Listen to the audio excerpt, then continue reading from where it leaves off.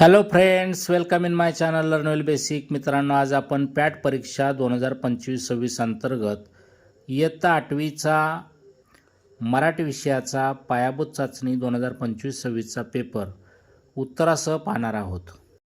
विद्यार्थी मित्रांनो, इयत्ता 5वी ते 10वीचे विविध शैक्षणिक व्हिडिओज पाहण्यासाठी तसेच शिष्यवृत्ती परीक्षेचे व्हिडिओज पाहण्यासाठी या चॅनलला नक्की सबस्क्राईब करा. तर सुरू करूयात.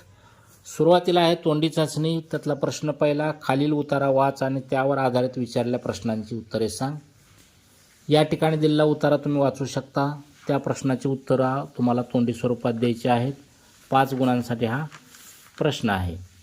प्रश्न दुसरा, खाली दिलेल्या सूचनेनुसार कृती कर म्हटलं आहे. इथं एक उतारा दिलेला आहे आणि त्या उतार्यावर काही प्रश्न विचारलेत.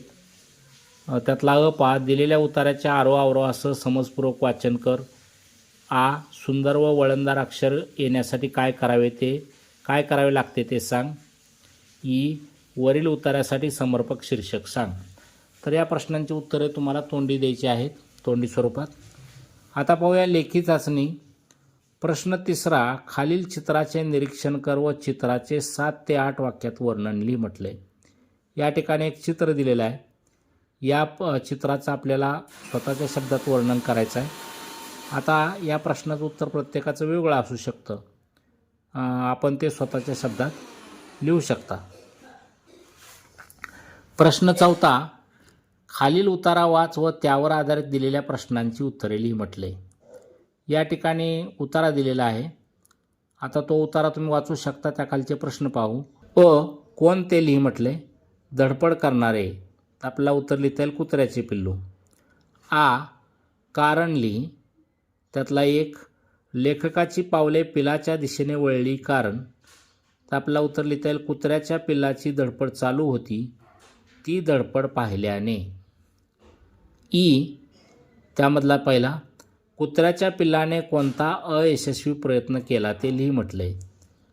तेव्हा उत्तर येईल कुत्र्याच्या पिल्लाने लेखकाचे स्वागत करण्याचा अयशस्वी प्रयत्न केला. ई, खाली दिलेली घटना वाचून त्याचा परिणाम लिही म्हटले. इथं दिलेल्या घटना पहा. पहिली, लेखकाने कुत्र्याच्या पिल्लाच्या अंगावर स्वतःच्या गळ्यातला मफलर टाकला. आता याचा परिणाम काय लिहिता येईल. तर मफलरमुळे काहीशी ऊब मिळाल्याने त्याचा चेहरा अधिकच खुलला, हुडहुडीही थांबली. दुसरी घटना पहा, कुत्र्याच्या पिल्लाने लेखकाला येताना पाहिले. याचा परिणाम, लेखकाला येताना पाहून त्याला एकदम हायसं वाटलं. आधार देण्यासाठी कोणीतरी धावून आल्याची त्याला जाणीव झाली. यापैकी एक लिहिलं तरी, एक परिणाम लिहिला तरी चालेल. आता पुढील प्रसंगी तू काय करशील ते 3-4 वाक्यात लिही. तुझा वर्गमित्र किंवा मैत्रीण बागेतील फुलांवर बसलेल्या फुलपाखरांना पकडण्याचा प्रयत्न करत आहे. हा स्वमतावर प्रश्न आहे. या प्रश्नाचं उत्तर प्रत्येकाचं वेगळं असू शकतं. नमुन्यादाखल मी लिहिलं उत्तर पहा. मी माझ्या वर्गमित्राला सांगेन फुलपाखरांना पकडू नको.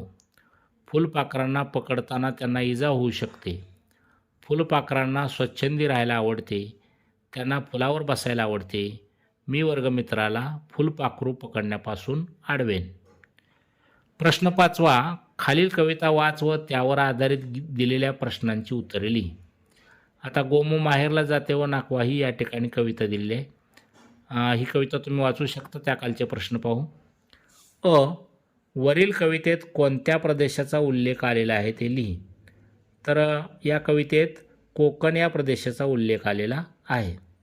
आ, नवरा शब्दासाठी कवितेत आलेला शब्द तर घोवा हा आलेला आहे. ई, वैशिष्ट्ये लिही. कोकणातील माणसांची स्वभाव वैशिष्ट्ये.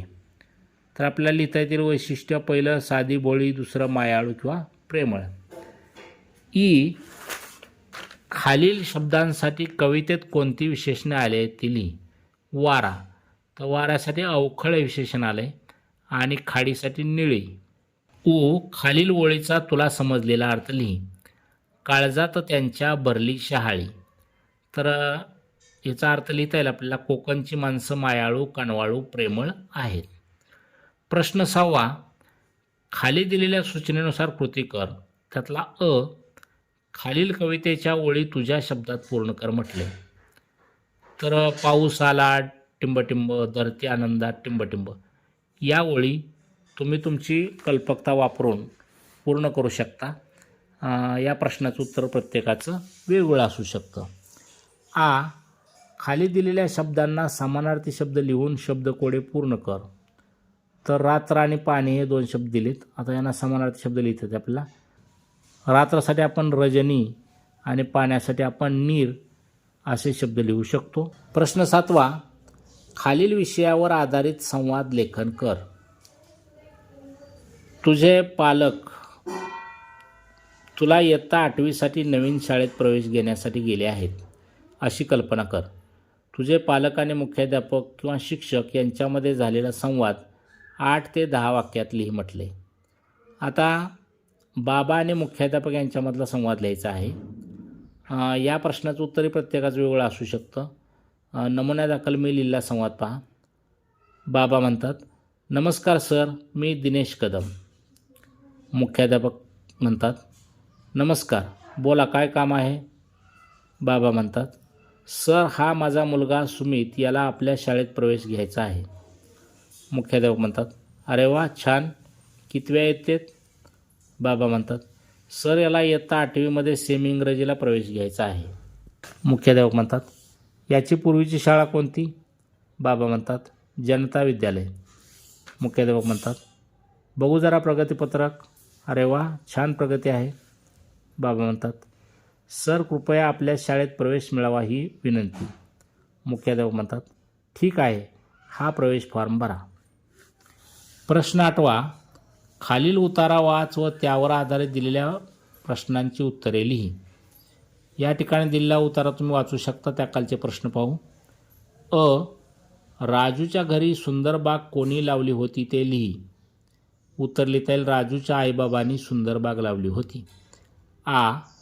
केव्हा ते लिही. राजूला मनातून आनंद झाला. तर उत्तर लिहिता येईल, रोपांना आकर्षक व सुवासिक फुले लागल्यावर राजूला मनातून आनंद झाला.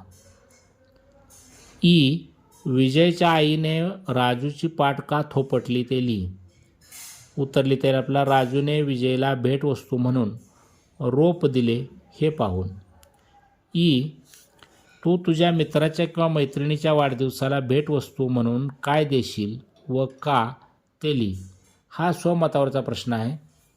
या प्रश्नाचं उत्तर प्रत्येकाच वेगवेगळं असू शकतं. तेव्हा मी नमुने दाखवलेलं उत्तर पहा. मी माझ्या मित्राच्या वाढदिवसाला पुस्तक भेट देईन. असे पुस्तक की ज्यामध्ये महापुरुषाचे चरित्र असेल. पुस्तक वाचण्याचा मित्राला आग्रह करेन. मला वाटते पुस्तक वाचल्याने आपले व्यक्तिमत्व प्रभावी होते. प्रश्न 9वा, खालील सूचनेप्रमाणे कृती कर. त्यातला खाली दिलेल्या वाक्याशी संबंधित म्हण ओळखून लिही म्हटलंय. कंसात म्हणी दिल्यात, नावडतीचे मीठ आळणी, कामापुरता मामा, अति तेथे माती. आणि वाक्य दिलेले पहा. एखादी गोष्ट गरजेपेक्षा जास्त केली गेली तर ती हानिकारक ठरते. आता या अर्थाची वर कोणती म्हणाली तर अति तिथे माती. शब्दसमूहाबद्दल एक शब्द लिही. दररोज प्रकाशित होणारे, तर दैनिक असं लिहिता येईल आपल्याला. खाली दिलेल्या वाक्यातील योग्य विरामचिन्ह असलेले वाक्य ओळखून लिही. तर 2 वाक्य दिले, त्यापैकी पहिलेच वाक्य बरोबर आहे. मला गावाला जायचे आहे, शार्दूल म्हणाला. हे योग्य विरामचिन्ह असं वाक्य लिहिलेलं आहे. खाली दिलेल्या वाक्प्रचाराचा वाक्यात उपयोग कर. तल्लीन होणे. आता तल्लीन होण्याचा अर्थ काय होतो, मग्न होणे. आणि वाक्यात उपयोग आपल्याला असा करता येईल, ती शिवचरित्र वाचण्यात तल्लीन झाली होती. आता याचं उत्तर प्रत्येकाचं वेगळं असू शकतं. मी नमुन्यात दाखवलेलं उत्तर आहे. प्रश्न 10वा, तुझ्या शाळेत साजरा केलेल्या प्रवेशोत्सवाची योग्य माहिती देणारे भित्तीपत्रक तयार कर व लिही. तर या प्रश्नाचं उत्तरही विद्यार्थी स्वतःच्या शब्दात लिहू शकतात. प्रश्न 11वा, तुझ्या वर्ग शिक्षकाची मुलाखत घेण्यासाठी 5 प्रश्न तयार कर म्हटले. तर आता या प्रश्नाचं उत्तर प्रत्येकाचं वेगळं असू शकतं. पण नमुन्यात दाखवलेलं उत्तर पहा. मी पहिला प्रश्न मुलाखतीचा. सर, तुम्ही यापूर्वी कोणकोणत्या शाळेत काम केले आहे? दुसरा, तुमचा इतर कोणता छंद आहे? तिसरा, तुमचे शिक्षण कोठे व किती झाले आहे? चौथा, तुमचे काय व्हायचे स्वप्न होते? प्रश्न पाचवा, तुमचे तुमच्या विद्यार्थ्याबद्दल काय मत आहे? प्रश्न सहावा, तुम्ही तुमच्या कामावर समाधानी आहात का? प्रश्न सातवा, तुम्ही तुमच्या विद्यार्थ्यांना काय संदेश द्याल? तर हे नमुन्यादाखल विचारलेले प्रश्न आहेत. तुमचं उत्तर यापेक्षा वेगळंही असू शकतं. प्रश्न 12वा, दिलेल्या सूचनेनुसार खालील कृती सोडव. त्यातला खालील वाक्यातील अधोरेखित शब्दाचे सामान्य रूप लिही म्हटले. रमेशचा भाऊ गावाला गेला. तर गावाला मध्ये गावा हे सामान्य रूप आहे. खालील वाक्यातील अधोरेखित शब्दाच्या अव्ययाचा प्रकार ओळखून लिही म्हटलंय. तो पूर्वी सैन्यात होता. तर पूर्वी हे या ठिकाणी कालवाचक क्रियाविशेषण अव्यय आलेलं आहे. खालील वाक्याचा प्रकार ओळख व योग्य पर्यायास गोल कर. मंदा रोज सकाळी गणिताचा अभ्यास करते आणि शाळेला जाते. हे संयुक्त वाक्य आहे. पर्याय क्रमांक 2 उत्तर येईल, संयुक्त वाक्य. खाली दिलेल्या अव्ययांचा वापर करून प्रत्येकी एक वाक्य तयार कर. अरे रे. तर नमुन्यादाखल लिहिलं उत्तर पहा मी. अरे रे, कुत्र्याच्या पिल्लाला किती दुखापत झाली आहे. दुसरा आहे म्हणूनचा अशा पद्धतीने वापर करता येईल.